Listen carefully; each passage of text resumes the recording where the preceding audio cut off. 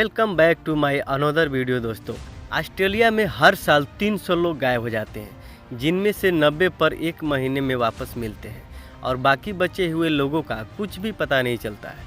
कहानी की शुरुआत करते हैं। आप हमारे चैनल पे अगर नए हैं तो चैनल को सब्सक्राइब कर लीजिए और बेल आइकन दबा लीजिए ताकि हमारा वीडियो का नोटिफिकेशन आपको मिलता रहे। कहानी के शुरू में हमें बताया जाता है कि कहानी 2 इंसिडेंट पर बेस्ड है। इस कहानी की शुरुआत होती है 1999 से। तभी हम एक कार में के अंदर 3 दोस्तों को देखते हैं, जिनमें तीनों दोस्तों का नाम क्रिस, लेज और बेन होता है। ये लोग यहाँ पर बैग पैकिंग के लिए आए थे। बैग पैकिंग का मतलब होता है जैसे कि होटल की जगह पर कैंपिंग लगाना, लिफ्ट मांगकर आगे बढ़ते रहना। मतलब कि यह बहुत ही कम पैसे में पूरे ट्रिप को एंजॉय करते हैं। फिर ये लोग आगे बढ़ते हैं। रात में एक जगह पर रुकते हैं, अपनी रात यहीं पर निकालते हैं। सुबह होते वापस ये लोग दोबारा कार को लेकर आगे निकल जाते हैं। काफ़ी देर तक ड्राइविंग करने के बाद ये लोग एमकाक नाम करके एक जगह पर रुकते हैं। तभी बेन अपना कैमरा को निकालकर अपना लॉन्ग रिकॉर्ड करना चालू कर देता है और वहीं पर लेज और क्रिस्टी अंदर खाने के लिए होटल में जाते हैं। यहाँ पर कुछ गुंडे इन दोनों को काफ़ी देर से घूर घूर कर देख रहे होते हैं। इस दौरान बेन भी यहाँ पर अंदर आ जाता है। तभी इनमें से एक गुंडा बेन के बहन को पास बुलाता है और ये गुंडा उन दोनों लड़कियों के बारे में उल्टा सीधा बोलने लगते हैं। बेन यहाँ पर कुछ लफड़ा नहीं चाहता, इसलिए यह तीनों चुपचाप निकल जाते हैं और फिर कुछ देर ड्राइविंग करने के बाद ये लोग वल्फ क्रीक तक पहुँच जाते हैं। वल्फ क्रीक ऑस्ट्रेलिया के एक बहुत बड़ा पार्क है। अब ये तीनों वहाँ पर रुककर काफ़ी एंजॉय करते हैं। जब शाम हो जाती है तब ये तीनों जैसे तैसे प्लान बनाते हैं। तभी ये देखते हैं कि इन तीनों का घड़ियाँ बंद हो चुकी थी। इस वक्त इनका घड़ी रुका था, उस वक्त 6:30 हो रहे थे इनके घड़ी के अंदाज से। फिर ये लोग अपनी कार में बैठ जाते हैं। फिर जब ये अपनी कार स्टार्ट करते हैं तो इनकी कार स्टार्ट नहीं होती है। काफ़ी देर तक लगातार कोशिश करने के बावजूद भी इनकी कार स्टार्ट नहीं होती है। ये लोग डिसाइड करते हैं कि कुछ ही देर में रात हो जाएगी और अगर ये लोग पैदल चल के जाएंगे तो ज़्यादा दूर तक नहीं जा पाएंगे। इसलिए अब ये लोग कार में रुककर काफ़ी ज़्यादा अंधेरा होते ही इन्हें सामने से एक रोशनी आती हुई दिखाई देती है। यह रोशनी देखकर ये लोग ज़्यादा घबरा जाते हैं और डर जाते हैं। लेकिन पास आने पर इन्हें पता चलता है कि वो एक ट्रक था। उस ट्रक के अंदर एक विक नाम का एक आदमी था। वो ट्रक से उतरकर इन लोगों की मदद करने लगता है। कार को चेक करने के बाद वह कहता है कि तुम लोग की कार ठीक कर सकता हूँ, लेकिन इस कार का ठीक करने का टूल्स मेरे पास नहीं है। वो टूल्स सारा हमारे घर पे है। आप लोग को मेरे घर जाना पड़ेगा। काफ़ी देर तक डिसाइड करने के बाद ये तीनों उनके साथ जाने के लिए तैयार हो जाते हैं। फिर उसके घर की तरफ निकल जाते हैं, क्योंकि इन तीनों को यह लग रहा था कि उनकी बेस्ट चॉइस है। लेकिन आगे इन लोगों को पता चलेगा कि इनकी बेस्ट चॉइस का क्या होता है, कैसे तहस नहस होता है। वो आदमी इनकी कार को यहाँ से टो करके ले जाने लगता है।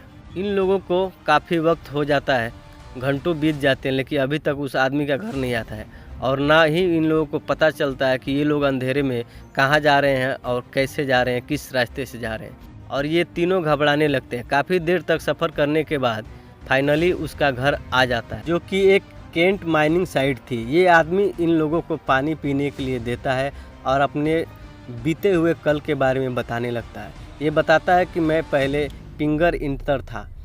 यहाँ पर अपनी बातों में इन लोगों को अपनी बहुत ही फ़नी तरीके से बता रहा था, लेकिन ये लोग भी उसके बातों को फ़नी टाइप से ही ले रहे थे।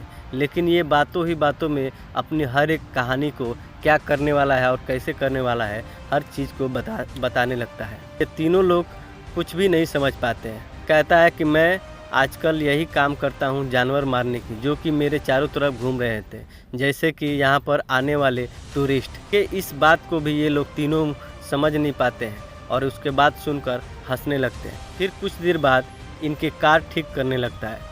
असल में यह कार ठीक नहीं करता है, कार ठीक करने का नाटक करता है।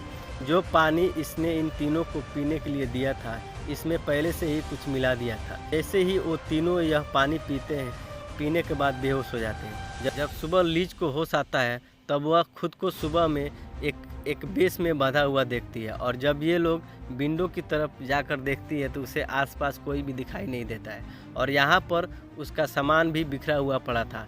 ये यहाँ पर काफ़ी ज़ोर से चिल्लाने लगती है और मदद मांगती है, लेकिन कोई भी इसकी आवाज़ नहीं सुनता है। इसी तरीके से यहाँ पर पूरा दिन बीत जाता है और वापस रात हो जाती है। तभी यहाँ पर अपने हाथ खोलने के लिए आसपास कुछ सामान ढूंढने लगती है।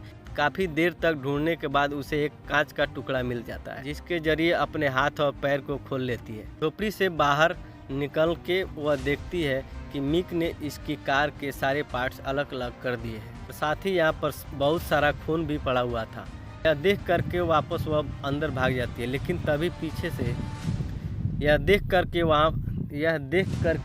वहाँ से ये भागने लगती है, लेकिन तभी उसे पीछे से कुछ चिल्लाने की आवाज़ सुनाई देती है। जब ये पास जाकर देखती है कि मैक को स्टील ने अंदर से बांधकर बुरी तरह से टॉर्चर कर रहा था, और साथ ही देखता है कि वहाँ पर और भी लड़कियों की डेड बॉडी मौजूद थी जिन्हें वो टॉर्चर करता था, और साथ ही बलात्कार करने के बाद जान से मार देता। तभी क्रिस को बचाने के लिए यह सोचने लगती है। आइडिया आता है कि यहाँ पर पड़ी हुई कार में आग लगा देती है और सिलेंडर को वर्ट पे फेंक देती है।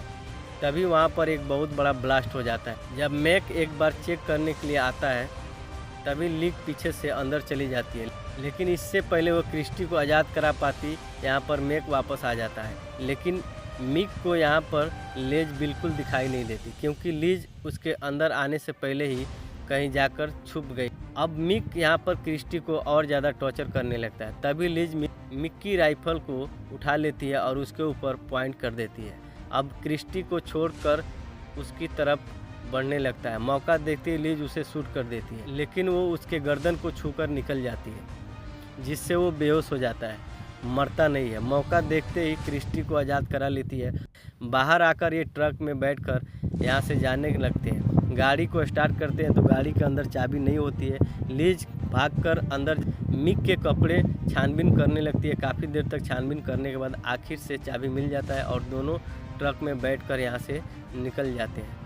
लेकिन तभी अचानक शॉटगन लेकर मिक वहाँ से आ जाता है और इन लोगों पर फायरिंग करने लगता है। तभी लीज उससे बचने के लिए उसके ऊपर ट्रक चढ़ा देती है। मिक भी किसी तरह से बच जाता है। दोनों ट्रक को पार्ट 2 के लिए हमें कमेंट बॉक्स में ज़रूर बताएं, और हमारे चैनल पर नए हैं तो चैनल को सब्सक्राइब कर लीजिए।